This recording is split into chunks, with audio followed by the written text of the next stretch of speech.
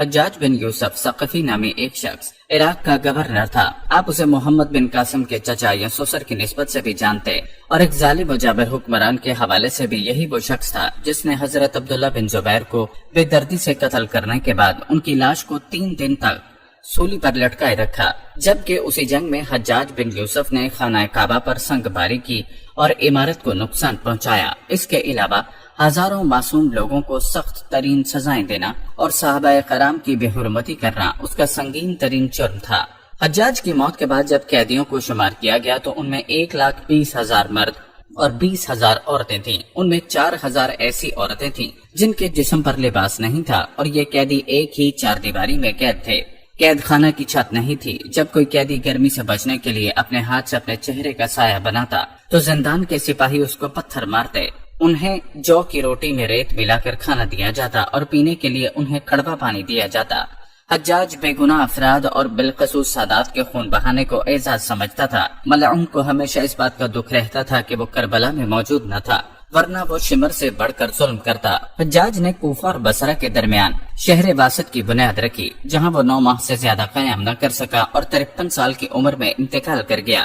ابن خلقان کہتے ہیں کہ حجاج کو عرضہ عقلہ لاحق ہو گیا تھا، اس کے جسم کے اندر بچھو نما کیڑا پیدا ہو گیا۔ ایک طبیب کو بلایا گیا تو اس نے گوشت کا ایک ٹکڑا ریشم کی رسی کے ساتھ باندھا اور حجاج کو کہا کہ وہ اس گوشت کے ٹکڑے کو نکل لے۔ حجاج نے گوشت کا ٹکڑا نگلا اور کچھ دیر بعد ریشم کی ڈوری سے اس ٹکڑے کو کھینچا تو اس ٹکڑے پر بہت سارے کیڑے چمٹے ہوئے تھے۔ اللہ تعالیٰ نے حجاج کے جسم پر سردی کو مسلط کر دیا۔ اس کے اعتراف میں دن رات کوئلوں کی انگیٹھیاں جلائی جاتی تھی، لیکن وہ پھر بھی سردی سے چلاتا رہتا تھا۔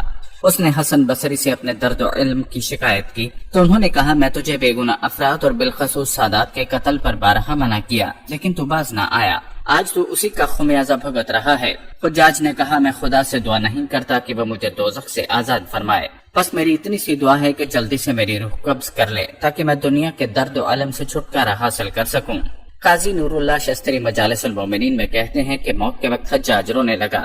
وزیر نے رونے کا سبب پوچھا تو کہا، میں نے لوگوں پر ظلم کیا، بالخصوص اولاد پیغمبر پر ظلم کے پہاڑ توڑے۔ خوش آمدی وزیر کہنے لگا، امیر آپ کیوں گھبراتے ہیں؟ آپ نے جو کچھ بھی کیا دلیل اور برہان کے ساتھ کیا اور اسے کسی طرح بھی ظلم قرار نہیں دیا جا سکتا۔ حجاج نے کہا کہ اگر قیامت کے دن مجھے حکومت دی جائے اور تو اس دن میرا وزیر ہو تو اس دن بھی یہی دلیل اور برہان ہمیں کام دے گی۔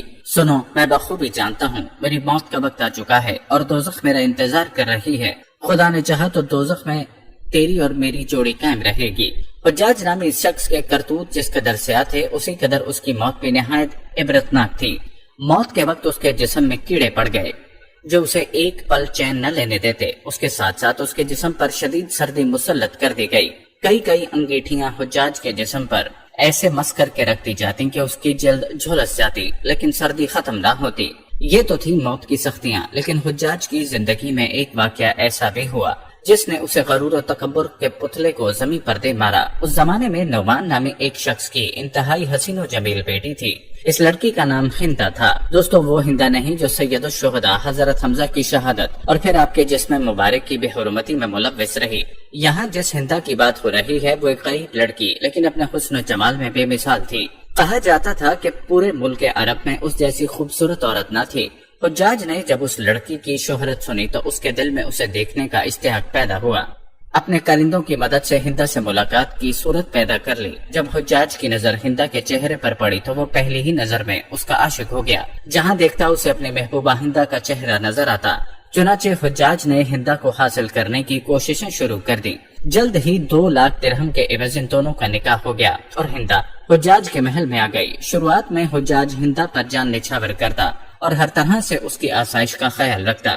ہندا کسی دولت مند گھرانے سے نہ تھی۔ حجاج سے نکاح کرنے کے بعد وہ دولت میں کھیلنے لگی اور اسے ہر طرح کا سکون میسر آ گیا۔ دن گزرتے رہے۔